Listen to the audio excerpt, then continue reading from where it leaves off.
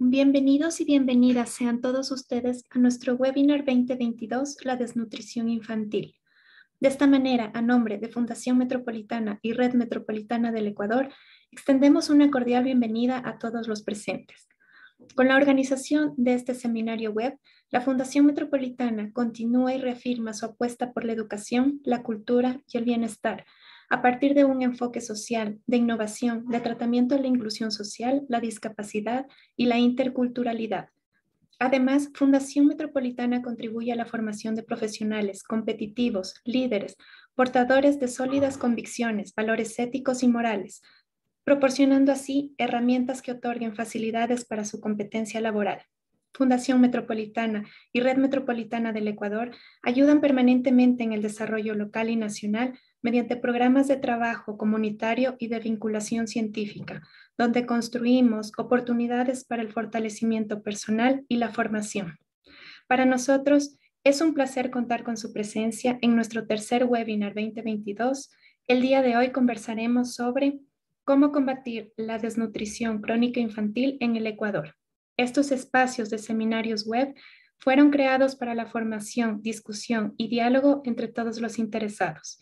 Nos acompaña el día de hoy como ponente la doctora Andrea Reyes, médica cirujana, magíster en seguridad y salud ocupacional, tecnóloga en naturopatía, diplomada en coaching dietético y nutricional, diplomada en humanización de servicios de salud, especialista en medicina estética clínica, médico perito acreditada por el Consejo de la Judicatura, practicante de la medicina integrativa y funcional.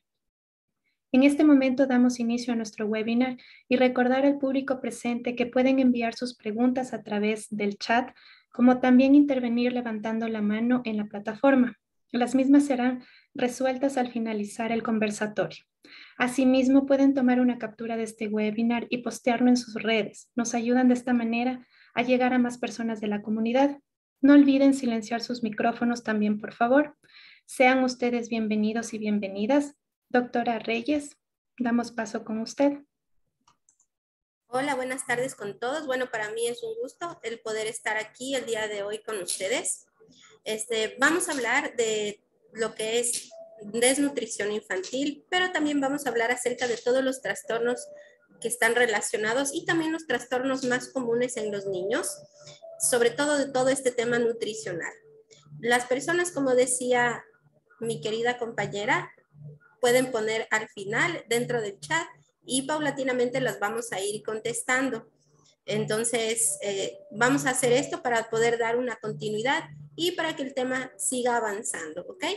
De igual manera, si alguna cosa al final no quedó muy clara, pueden también colocarla en el chat y vamos a ir participando y voy a ir contestando cada una de sus inquietudes. Espero que disfruten bastante de esta charla. Suelo ser un poco dinámica a veces y a veces también suelo hablar un poquito rápido, así que si por ahí cualquier persona le parece que voy muy rápido, por favor levante la mano y nos hace saber, ¿ok? Bueno, queridos, vamos a empezar entonces con este webinar. Muchas gracias por su participación, muchas gracias por darse el tiempo de estar aquí. Este es un espacio diseñado especialmente para todos ustedes y para darles a conocer este tema y varios temas relacionados, como decía mi compañera, con todo lo que es cultura, interculturalidad, el tema también de salud y educación, que es algo súper importante y es algo que la Fundación Metropolitana siempre tiene como lema, llevar para ustedes muchísimo más conocimiento. Voy a apagar ahora mi cámara y vamos a empezar con la presentación.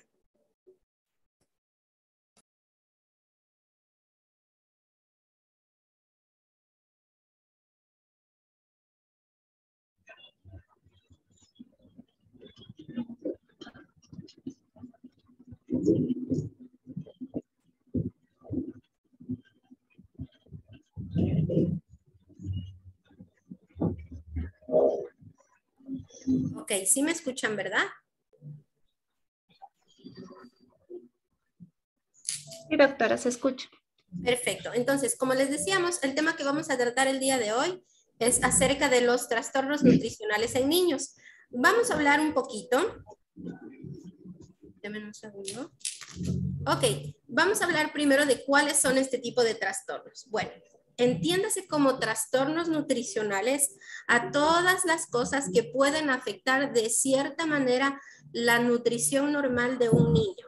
Entonces, llámense estos: falta de apetito o poco apetito, que es algo muy común; el tema de la mala alimentación, que nosotros sí lo vamos a topar aquí y que es uno de los temas que más vamos a tratar, que es la desnutrición y la obesidad; la falta de límites, que tiene muchísimo que ver con esta parte social de los niños y con el entorno que les rodea, básicamente con el tema de sus familias; la ingesta selectiva, esto hace relación a los niños que dicen por ahí que sí, que no le gusta esto, que sí, que no le gusta esto, que es especial para comer esto o aquello. A eso se refiere la ingesta selectiva, que también es uno de los trastornos muy comunes. Recordemos que este tema de la ingesta selectiva realmente empieza con los niños desde que son bebés, ¿ya? Las alergias alimentarias, de igual manera, es algo bastante común en la actualidad. Aquí están colocados únicamente los temas y los trastornos que son los más comunes. Quiero aclarar que sí hay otro tipo de trastornos también dentro de lo que es nutrición infantil que se presentan, pero no los vamos a hablar aquí ni los vamos a nombrar porque no son tan frecuentes y tampoco son, digamos que objeto de estudio para nosotros en esta tarde, ¿ya? Como les decía, con el tema de alergias alimentarias, esto es también otro trastorno de los más comunes en el cual los niños presentan alergias que pueden ir desde las erupciones cutáneas, desde, por ejemplo, las diarreas, desde una constipación que va a estar producida por este tema de alergias alimentarias. Alergias alimentarias, dentro de las más comunes, tenemos a los lácteos, por ejemplo, que es una de las más comunes que se presentan, y estas también inician con los niños desde que son bebés, ¿ya? Dentro de las patologías digestivas, bueno, tenemos varias. Por ejemplo, la enfermedad de Crohn, que es una enfermedad inflamatoria del intestino. Solamente la vamos a nombrar y yo les voy a decir qué es lo que significa esto. Este es un trastorno que de igual manera aparece desde la niñez e inclusive puede aparecer en personas adultas que la han tenido durante toda su vida y nunca supieron que la tuvieron, ¿ya? Trastornos en relación con los cuidadores. Este trastorno de aquí también se refiere a la parte psicoafectiva del niño y a su entorno social, ya sea con los cuidadores, ya sea con los propios padres. Dentro de la escala de cuidadores, quiero dejar claro que no solo tenemos al grupo de padres. Dentro de los cuidadores, nosotros también tenemos a, qué sé yo, la persona que nos ayuda en casa con el cuidado de los niños, los padres, los abuelitos, familiares, etcétera, ¿ya? Este es un trastorno que está en relación con ellos. Y básicamente, lo vamos a hablar un poquito al final, pero básicamente se trata de cómo yo hago, es decir, cómo es mi estrategia a la hora de yo alimentar al niño, ¿ya? Después sí lo vamos a topar al final un poquito de esto para que ustedes tengan conocimiento de qué se trata. Vamos a hablar ahora acerca de los datos. Entonces, bueno, estos datos que ustedes ven aquí, tal vez me digan, doctora, pero es que ese dato ya no es así. Ahora nos dicen y las redes sociales dicen que este dato ha aumentado. Mi respuesta es sí y no. ¿Por qué es un sí y un no? Porque si es verdad que este dato tal vez no se encuentra actualizado, es el único dato formal que nosotros tenemos para trabajar, ¿ya? Dentro de todo lo que es educación, nosotros solamente hablamos de los datos formales y vamos a hablar después también de cuáles son esos datos que a pesar de que no se encuentran dentro de los formales, pueden irse conversando y pueden irse dialogando. Entonces, este dato de aquí fue recogido de la encuesta del INDEC del 2018, que es la encuesta de desnutrición infantil o ENDI, es justamente de estos datos recogidos. Ahora, hay un dato que no se encuentra aquí, de los que ya voy a leer, que es de la FAO, ¿ya?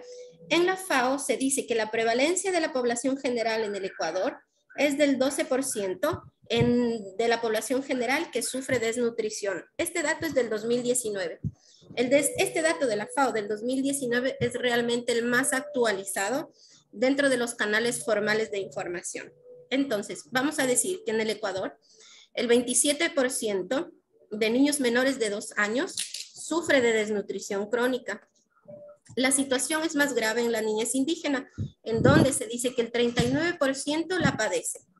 En Ecuador, se estima que los costos de la malnutrición representan un 4.3% del PIB en términos de costos de salud, educación, cuidado y pérdida de la productividad. También datos en el Ecuador hablan del sobrepeso y la obesidad entre los niños, niñas y adolescentes, que es una preocupación creciente.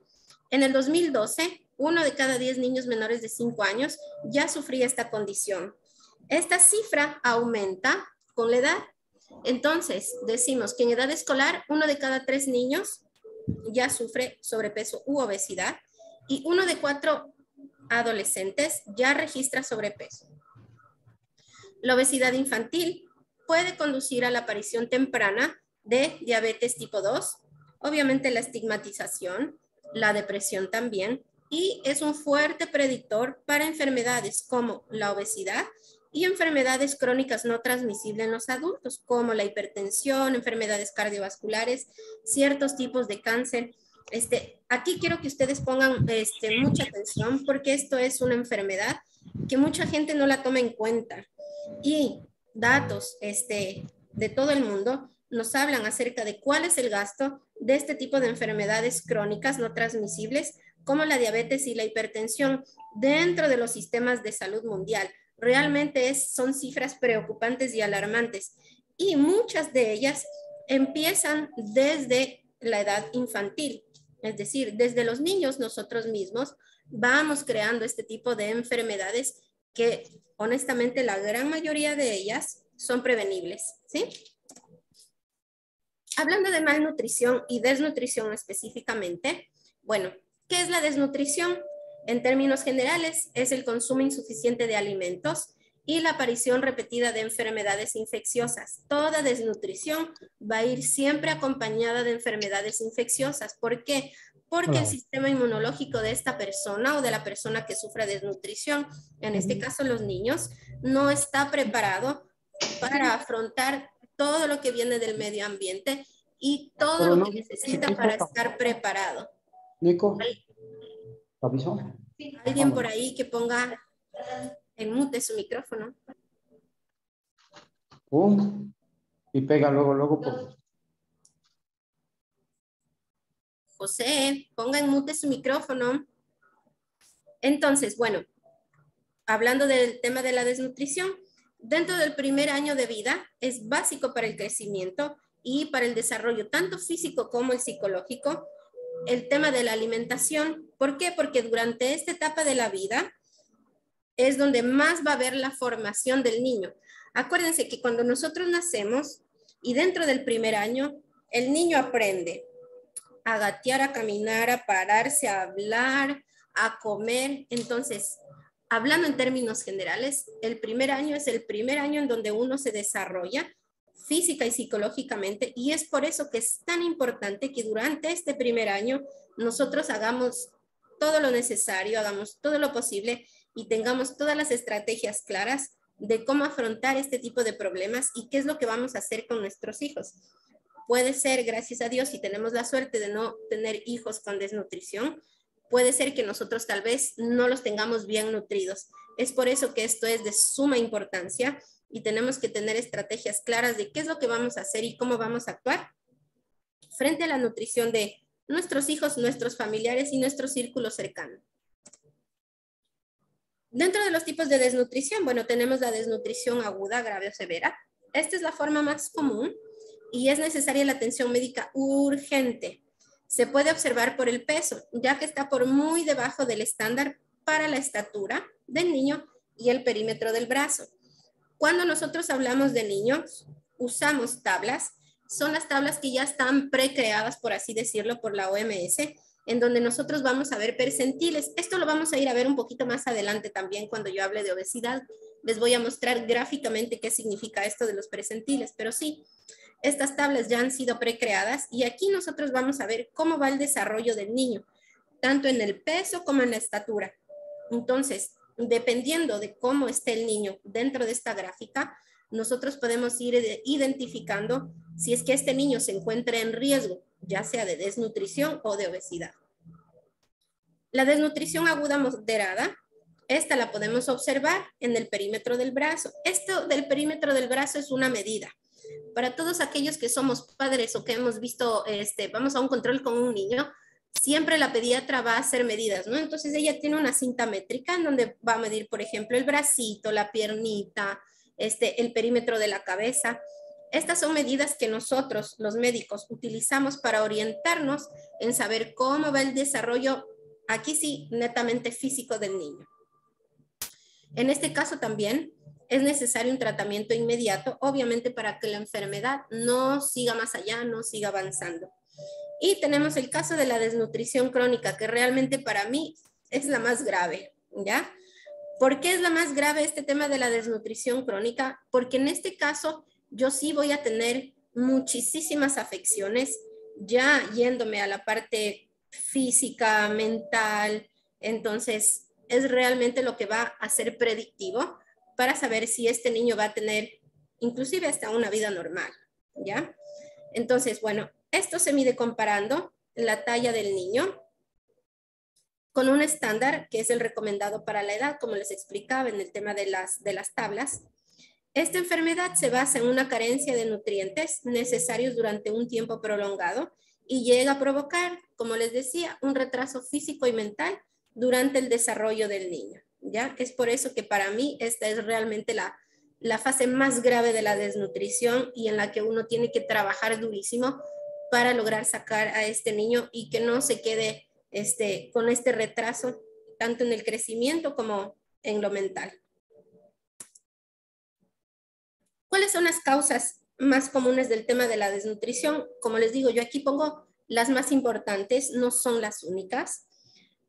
Son los desplazamientos, los conflictos, las guerras, el consumo insuficiente de alimentos. Y aquí dentro de este consumo insuficiente de alimentos, y es algo que también lo hablo líneas abajo, tiene muchísimo que ver el tema de la economía, la falta de educación y obviamente la precariedad de servicios.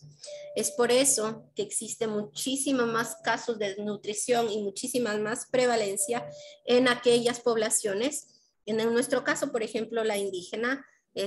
¿Por qué? Porque son los que no tienen el acceso a todo este tema que acabo de hablar en este momento, como la economía, la educación, la precariedad de servicios. No hay un acceso tan suficiente a todo lo que son alimentos, ¿ya? Los servicios de salud inadecuados o deficientes también es una de las causas. La falta de agua potable y sistema de saneamiento adecuado, pues sí, también es una de las causas de la desnutrición. Y como dijo, la falta de acceso a los alimentos saludables. Aquí con este tema de los alimentos saludables, también quiero decirles que puede ser que las familias sí tengan acceso a alimentos, pero también puede ser que los alimentos que consumen no sean los saludables. Yo voy a poner el ejemplo de una paciente que llevó con su hijo a la consulta y entonces la madre del niño decía, sí, doctora, pero es que lo que pasa es que ya se levanta temprano para irse a la escuela y no le da hambre y no come. Claro, obviamente, este niño que fue a la consulta ya tenía su desnutrición, ya estaba con peso bajo en relación a la estatura. Entonces, aquí también tenemos que darnos cuenta de esta falta de acceso a los alimentos saludables. No son únicamente estas las causas. También tenemos como causa el ejemplo que yo les he puesto ahora, ¿ya? También tiene mucho que ver, por eso cuando yo hablaba acerca de los trastornos nutricionales al principio, también tiene mucho que ver el tema de los cuidadores, de los padres y etcétera. Es realmente ahí en donde nosotros tenemos que tener un buen foco. ¿Por qué? Porque es ahí en donde nosotros tenemos que trabajar. Si bien es cierto dando este tema de educación, pero también dando el acceso a servicios de salud que sean buenos, que sean adecuados, en donde la persona, el paciente o la familia pueda encontrar las respuestas a todas las inquietudes que tengan, porque sí, pues nunca es fácil, nada es fácil, sobre todo cuando uno es padre primerizo, tiene mucho miedo de, ¿y qué le voy a dar de comer? ¿Y si mejor no le doy? ¿Y si mejor solo el tetero? Y así, todo ese tipo de cosas que uno puede estar pensando. Dentro de los síntomas de la desnutrición, Tenemos a la pérdida de peso, a la palidez, la piel y las uñas son quebradizas, hay caída del cabello, tenemos también agotamiento físico, retraso del crecimiento, pérdida de la masa muscular, tal cual y como ustedes vieron en la foto, manos y pies fríos también, ¿ok? Todo eso está dentro de los síntomas de desnutrición. ¿Cuáles son las consecuencias de tener desnutrición? Bueno, la mortalidad, obviamente va a haber más mortalidad en un niño con desnutrición, porque acuérdense lo que hablábamos hace un momento, son niños que están muy propensos a sufrir todo tipo de infecciones. Reduce la capacidad física y también la productividad económica, disminuye la capacidad intelectual y de aprendizaje. Entonces, aquellos papás que piensan que sí, que no hay que darle de comer porque el niño no quiere en la mañana, que no le da hambre, estamos súper equivocados, porque vamos a tener ya un problema de aprendizaje. El niño no va a desarrollar todo lo que necesita desarrollar en la escuela si es que no tiene una buena nutrición o una adecuada nutrición. También se detiene el crecimiento y el desarrollo físico y puede causar también deficiencias metabólicas. ¿Cuáles son estas deficiencias? Deficiencias de enzimas, deficiencia de vitamina D, deficiencia de calcio, etc. Y, como les decía, podrían desencadenar enfermedades cardiovasculares. Denme un segundo que estoy con una conexión ahorita. No sé qué está pasando.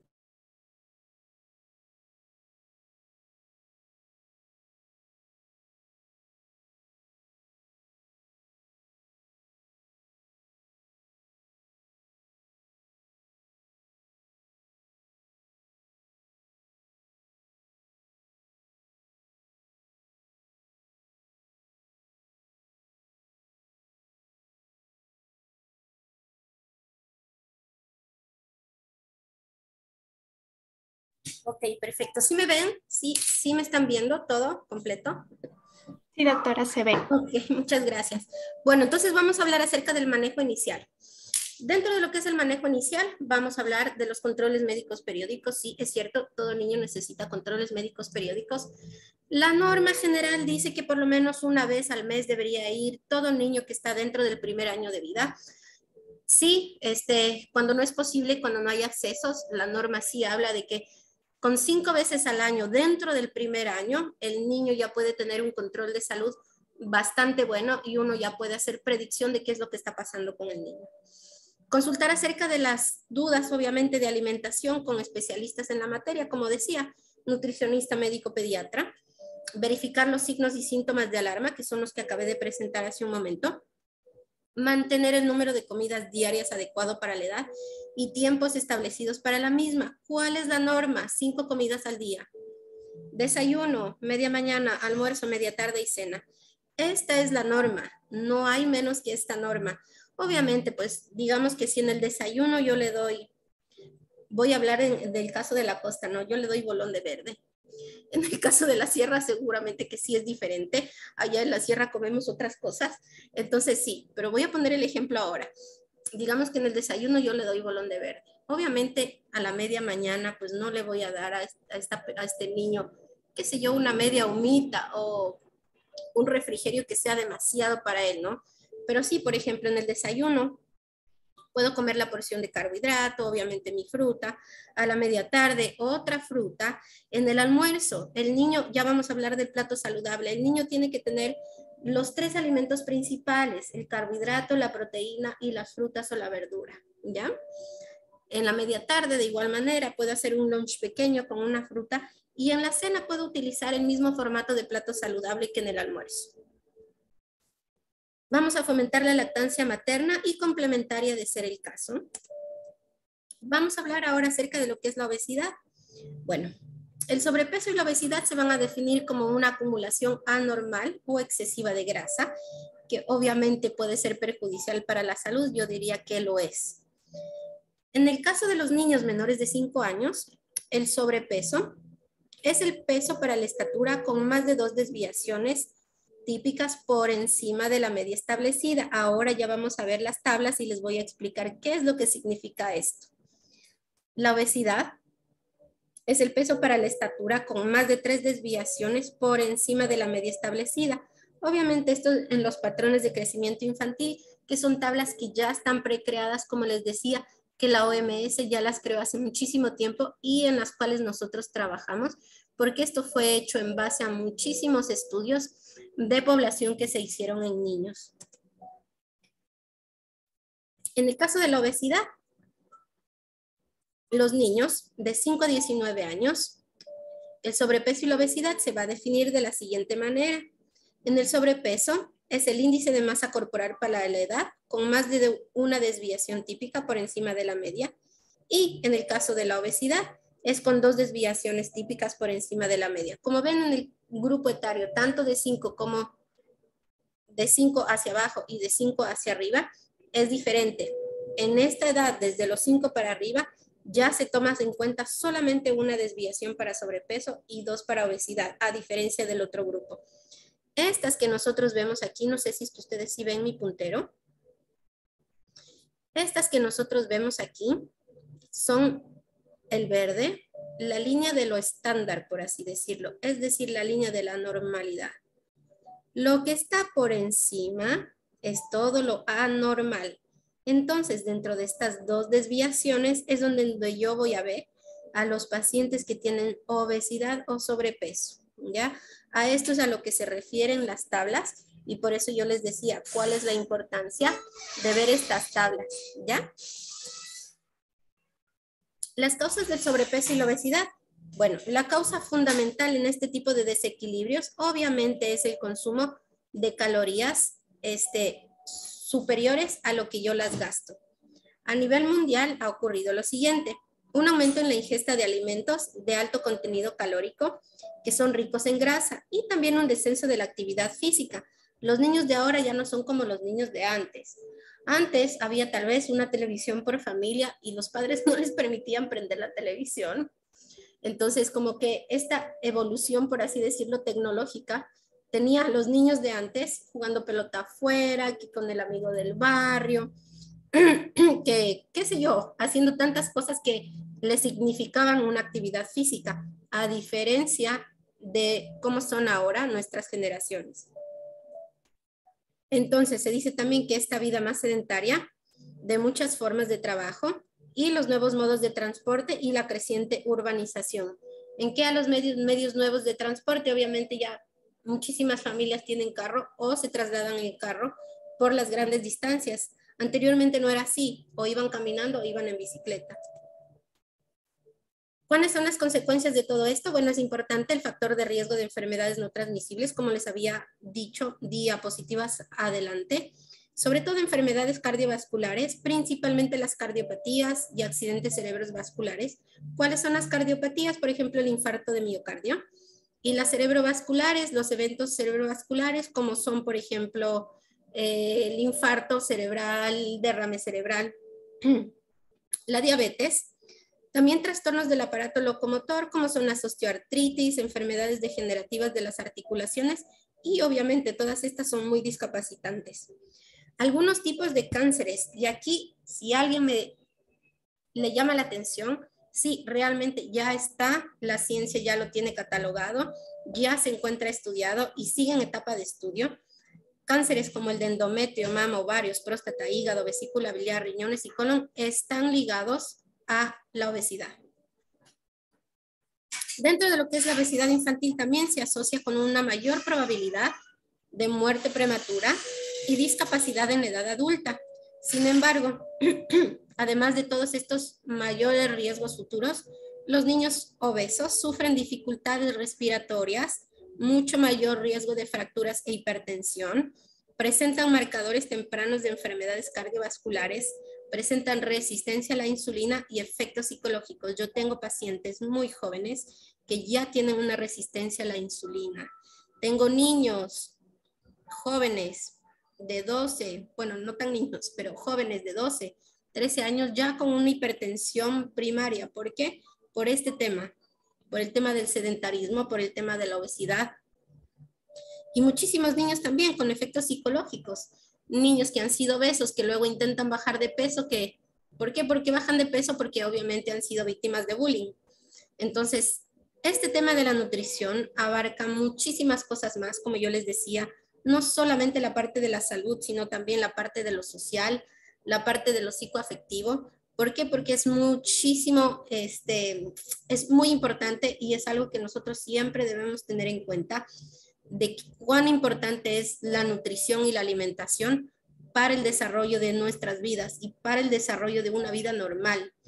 Tantas enfermedades que pueden ser prevenidas únicamente teniendo una buena alimentación. Y créanme que no es algo tan difícil, lo que pasa es que sí estamos como sociedad muy mal acostumbrados a no tener una buena alimentación. ¿Quién no ha comido en sus casas? Sopa de fideo con papa, leche y por ahí algún otro carbohidrato, cuando la norma realmente dice que es un solo carbohidrato por comida. Entonces sí es algo que nosotros tenemos que romper y tenemos que cambiar, y hay que cambiar esos paradigmas en el tema de la alimentación, porque es algo que es útil, es necesario y es algo que sí nos va a dar calidad de vida y que nos alarga la vida. Por eso es tan importante que sea tomado en cuenta desde que son niños y desde que son bebés realmente, que es ahí en donde ya empezamos a tener este tipo de problemas y trastornos.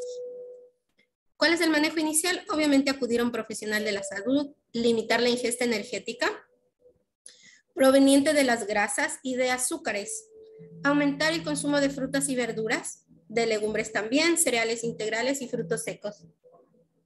Realizar una actividad física periódica. Se habla en el caso de la obesidad que son 60 minutos diarios. No los 20 minutitos, no solamente la hora de educación física, no. Cuando ya tenemos este tipo de trastornos son 60 minutos diarios y eso se habla en todos los anales de pediatría. Reducir el contenido de grasa, azúcar y sal y alimentos procesados. ¿Por qué? Porque estos alimentos procesados o ultra procesados ya tienen grasas y grasas de las dañinas, ¿no? Ninguno de estos procesados, por así decirlo, tiene aceite de oliva. La gran mayoría, por no decir 99%, usan aceite de palma, que está comprobado que es uno de los aceites que tiene variedad de cancerígenos. Entonces, debemos tomar en cuenta todo este tipo de información cuando nosotros vamos inclusive a hacer las compras al supermercado. No utilicemos alimentos procesados a menos que sea estrictamente necesario. Hace unos días atrás también salió una publicación. Esta publicación salió en la revista de medicina Medscape, en donde se decía que comerse una salchicha a la semana te disminuye 36 minutos de vida. O sea, ¿por qué? Porque viene llena de sal, viene llena de aditivos, viene con glutamato monosódico, obviamente tiene aceite de palma y un montón de cosas adicionales que se le pone a la comida. Entonces, mientras el niño y el adulto también puede tener una alimentación muchísimo más natural, es mejor, es más barato y evitamos muchísimas enfermedades adicionalmente. Debemos asegurar opciones saludables y nutritivas y que siempre estén disponibles. ¿A qué me refiero con esto? No es dable que el padre le diga al niño, oye, es que tienes que comer mejor, que tienes que comer frutas y verduras, cuando es el padre que le compra las galletas Oreo, que le compra las papitas fritas, que le compra la pizza y que le llena el refrigerador de, qué sé yo, yogur lleno de azúcar, el queso más grasoso que existe, etcétera, ¿no? Tantas cosas. ¿Qué es lo que vamos a hacer en casa? Bueno, esto en cuestión obviamente ya de todo el tema de nutrición. Vamos a mantener unos límites adecuados de alimentos saludables. Un ambiente relajado. ¿Qué quiere decir del ambiente relajado? Nunca mostrar enojo al niño o niña. ¿Por qué? Porque si yo muestro enojo, los niños pequeños están acostumbrados a hacer enojar al padre porque eso le agrada al niño. Es un estímulo, ¿ya? Mantener una buena actitud durante la comida, es decir, que esté todo relajado, digamos que en el ámbito de la normalidad, no gritar, no hacer demasiada bulla, etc. Limitar la duración de las comidas aproximadamente. Yo he puesto aquí y he dejado el espacio en blanco minutos. ¿Por qué? La norma dice que es aproximadamente entre 20 o 30 minutos. Sí, es lo adecuado, ¿ya? Pero sí hay niños que se demoran un poquito más de esos 30 minutos. Dejemos al niño un poquito más de esos 30, no hay problema, ¿ya? Que sean 35, pero no vamos a dejar al niño sentado 60 minutos porque primero no va a comer, segundo nos está probando y tercero ya no le va a hacer provecho ese alimento. Vamos a servir alimentos adecuados para la edad.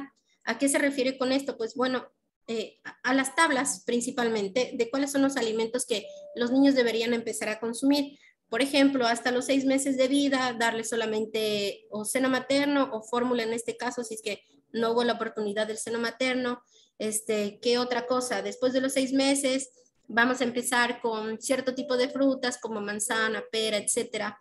Después de los 6, 7 meses, vamos a empezar a incluir carne de pollo, de pavo, salmón, etcétera, etcétera. A esto se refiere con los alimentos adecuados para la edad. Y servir cantidades de alimentos adecuadas para la edad. Ya vamos a ver ahora más adelante, cuando veamos plato saludable, estas porciones, por así decirlo, adecuadas para la edad. Es también dable, y he visto niños en la consulta que van y cuando uno ve al niño que ya está con su problema de obesidad, y entonces uno le pregunta a la madre, ¿y cuánto come? Y entonces la mamá le dice 8 onzas, cuando para la edad solo debía haber consumido 5 a 6. ¿Y qué es lo que pasa? Entonces que los padres también están acostumbrados a que si el niño llora, le meten el tetero. Y el niño vuelve a llorar a la media hora y le vuelven a meter el tetero. Pero realmente no llora el niño por necesidad de comida, llora por cualquier otra necesidad que tiene. ¿Y qué es lo que hacemos desde pequeños también como padres? Acostumbrar a ese estómago a que siga haciéndose más grande, más grande, más grande. Y pues claro, cuando llegan a la edad adulta tienen que comerse, perdón lo que voy a decir, hay que comerse media vaca para llenarse. ¿Por qué? Porque desde niño yo hice eso con él, ¿ya? Los padres son los que van a elegir el tipo, el horario y el lugar para la alimentación. El niño decide cuánta cantidad de alimento quiere digerir.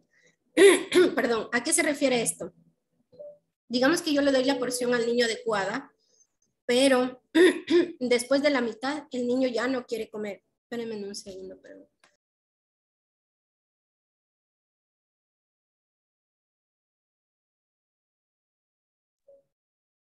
¿Qué es lo que debo hacer? Pues bueno, discernir qué es lo que está pasando y dejar al niño si no quiere continuar con el alimento, como les decía, siempre y cuando sea una cantidad considerable la que haya consumido, porque si consume 2 cucharas y luego deja ahí todo, pues eso tampoco es dable. Vamos a introducir poco a poco nuevos alimentos y vamos a hacer 8 o más intentos. ¿Por qué? Porque así es como los niños que hablaba al principio, que son estos paladares exigentes, van a acostumbrarse a comer nuevos alimentos. Esto no quiere decir que yo voy a parar de darle ese alimento, que a mi hijo no le gusta la remolacha, entonces no le vuelvo a dar nunca más. No, no, no, no.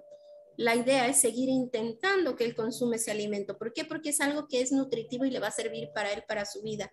Así como, por ejemplo, hay adultos que llegan a la edad adulta que no comen tomate, no comen cebolla, no comen pepino, bueno, casi que no comen nada, ¿no? Vamos a tolerar la suciedad y el desorden propio de la edad. ¿Qué es esto? Tocar y explorar. No se tolera que lancen los platos, las cucharas o demás, que eso también sucede. Eso no se tolera. Solo se tolera que toquen, exploren y se ensucien cuando son pequeños. Pequeños me refiero al año y medio y hasta los 2. Como padre, vamos a ser modelo de hábitos de buen comer. Es lo que les decía hace un momento. Si yo, papá, les lleno la refrigeradora de snacks o de comida no saludable, yo no puedo exigirle que el niño coma saludable. Si a mí como padre me ven que me como hamburguesa con papas fritas, harta mayonesa, entonces yo el día de mañana no le voy a decir, por favor no consumas eso. ¿Por qué? Porque es que yo mismo le di ese modelo. ¿Ok?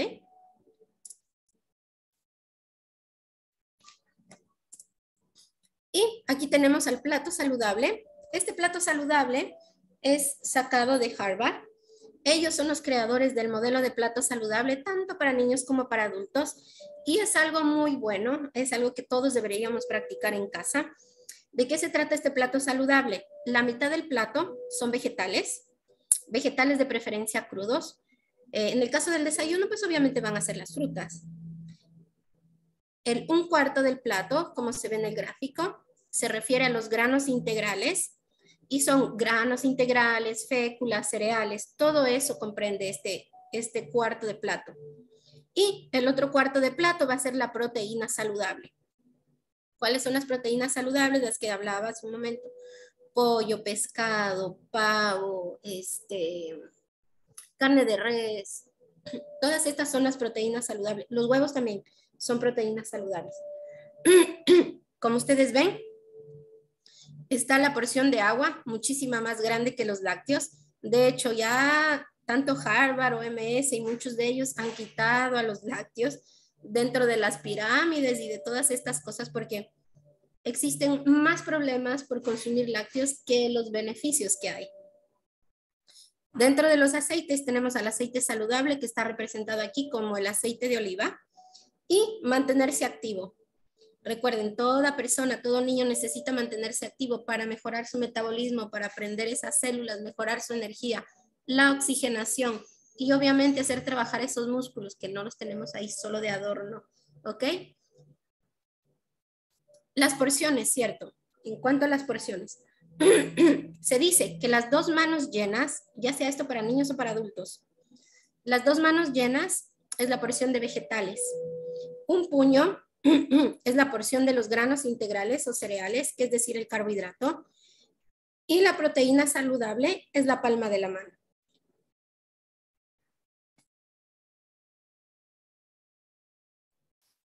Ok, hasta aquí hemos terminado con el tema de lo que es la charla en sí y la presentación del tema. Ahora sí podemos abrir el tema de las preguntas.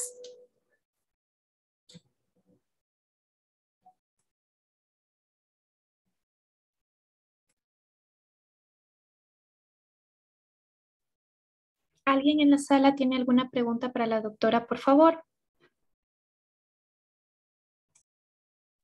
Sí, buenas tardes con todos. Yo quería saber qué tan bueno o qué tan malo es obligar al niño a comer. O sea, por ejemplo, ella nos daba un ejemplo del desayuno, por ejemplo, no sé, mi hijo no quiere desayunar, entonces yo lo mando sin desayunar a la escuela. ¿Y cómo es que nosotros desarrollamos ese hábito para que ellos, no sé, mejoren su alimentación? Ok, en este caso. Ok. Bueno, primero, no es dable nunca, nunca, nunca, nunca que no desayune, que se vaya sin desayunar. Siempre va a haber algún alimento que darle, siempre. Esa es la regla y la norma general. Voy a poner el ejemplo. Digamos que a mi hijo no le gusta, bueno, qué sé yo, el pan, ¿no? Un ejemplo nada más. Voy a ver cuáles son los alimentos que a él más le gustan para empezar a introducir alimentación. Qué sé yo, que al niño le gusta la frutilla, le gusta el batido de guineo que no sea en leche de vaca, el batido de guineo, le gusta el huevo frito por último, ¿no?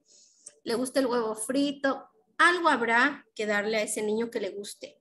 Y esa va a ser la estrategia, empezar con los alimentos que a él le gustan, lo que a él más le gusta. Y poco a poco vamos a ir introduciendo, como decía en diapositivas anteriores, vamos a ir introduciendo el resto de alimentos. Al principio será de una manera camuflada, ¿no? Entonces digamos que le hice tortillita de huevo y por ahí le metí las cebollas. O qué sé yo, hay varias formas de empezar a introducir los alimentos. Como papás tenemos que ser creativos, eso es verdad. Entonces, la recomendación, no va a dejar de comer nunca.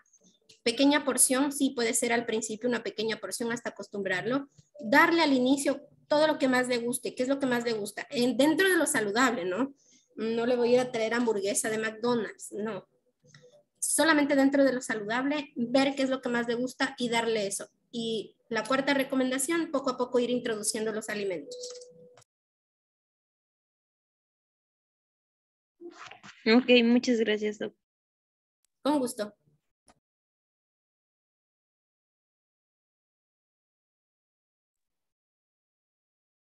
Doc, yo tengo otra pregunta. Yo quería saber qué tan cierto es que el niño desarrolle uno de estos desórdenes alimenticios si es que su madre o padre los tenía antes.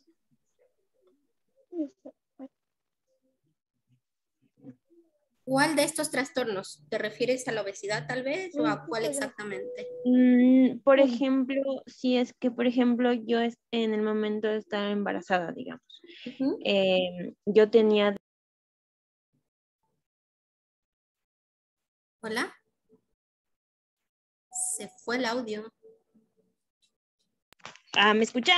Ahí Ahí, sí. ya. Le estaba diciendo, digamos que yo estaba embarazada, entonces mi bebé estaba en los rangos normales de peso mientras se mantenía en el embarazo. Pero yo me encontraba en desnutrición. Entonces, ¿qué tan, no sé, cuál es la posibilidad de que él se mantenga con este desorden de una desnutrición o a su vez tal vez un tipo de anemia, no sé? Tu hijo nació con peso normal. ¿Qué peso tuvo al nacer? ¿Te acuerdas? Todo normal, 2.999, no recuerdo exactamente, pero me parece que estaba entre casi 3.000. Ya, no. Él no heredó esto de ti, ¿ya? No heredó la desnutrición.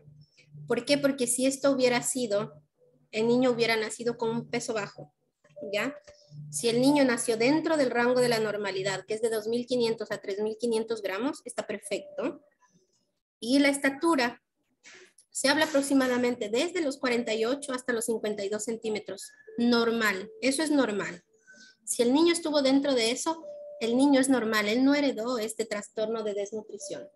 Como te decía, tiene muchísimo que ver ya el tema de cómo le dé yo de comer, cuáles sean los alimentos que utilice.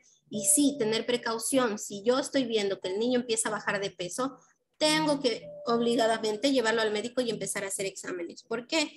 Porque puede ser, por ejemplo, un problema de intolerancias alimentarias, que no es algo que, que está dentro de esto porque ya es un tema un poco más de especialidad, pero puede ser eso, por ejemplo, un tema de intolerancias alimentarias, un tema con enzimas, una enfermedad inflamatoria. Entonces sí hay otras cosas de base que yo como médico tengo que ir a estudiar y que ir a investigar. Obviamente, dentro de esto también yo puedo hacer exámenes y puedo darme cuenta de si el niño tiene una deficiencia, ¿ya? Por ejemplo, una deficiencia, digamos que la más sencilla, una anemia, ¿ya? Entonces sí hay cosas que yo tengo que estudiar, pero no, tu hijo no heredó esto. Tu hijo nació normal. Yo durante el tiempo que él estuvo, no sé qué edad tiene ahora, pero durante el tiempo que esté en lactancia, tengo que descubrir yo también, adaptarme a esta nueva etapa de ser madre y darle las comidas que él necesita. Entonces, cuando chiquito, cada 3 horas, ya sea tetero o lactancia. Cuando más grandecito, por ejemplo, pasados los 6 meses, son 5 comidas diarias: desayuno, media tarde, desayuno, media mañana, almuerzo, media tarde, cena, y adicionalmente fórmula, si es que él toma fórmula, o lactancia materna. Entonces vienen a ser aproximadamente entre 7 a 8 comidas diarias. Eso es realmente lo que debe consumir un niño y es lo normal dentro del primer año de vida, por lo menos. Ok, muchas gracias, Doc. Y la última pregunta, y con esta ya, ya no le molesto. Sí, claro. Claro, usted decía que el tiempo que ellos tienen que comer es de 20 a 30 minutos. ¿Qué pasa si se excede? O sea, ¿yo puedo seguir esperando que él consuma sus alimentos o simplemente ya retiro y ya con eso estamos como completos? Ok, bueno, depende, ¿no? Como les decía, depende del niño. Yo por eso dejé el espacio en blanco. No todos son iguales. Lo que no es dable es que el niño esté 1 hora sentado comiendo. Créeme que no está comiendo, está haciendo cualquier otra cosa. Si es que el niño es de comer lento, sí puede haber eso, pero siempre y cuando yo como padre, como cuidador, yo esté observando que el niño está comiendo. Pero por eso les decía, puede ser un poquito más lento, unos 35 minutos, sí, pero no más. No más porque el niño no está comiendo. Listo, muchas gracias, Doc. Ok, con gusto. ¿Alguien tiene alguna otra pregunta?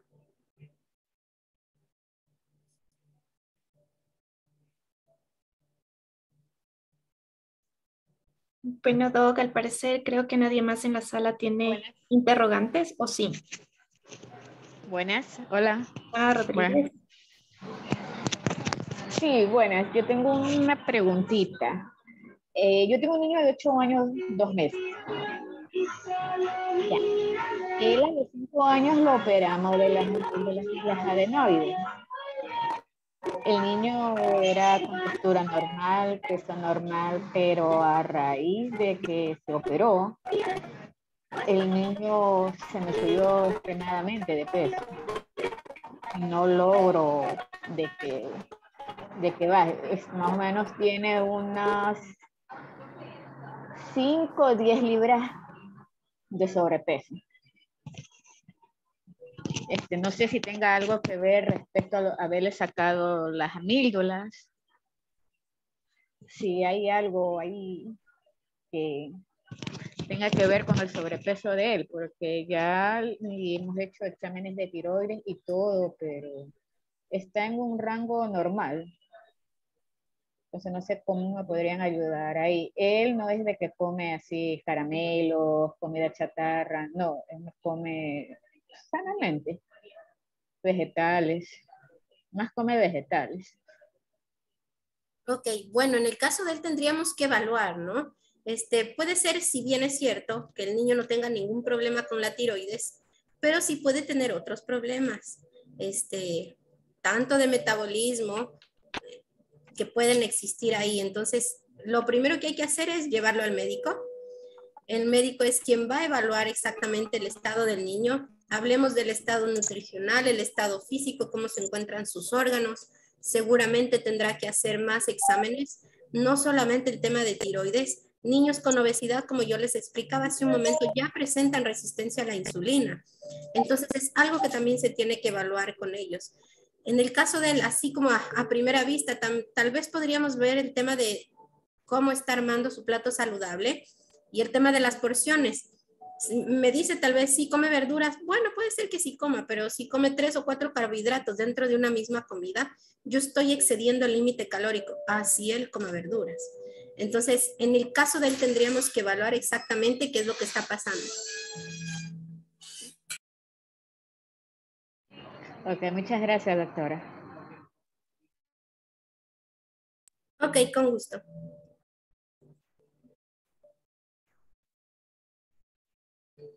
¿Alguien más tiene preguntas?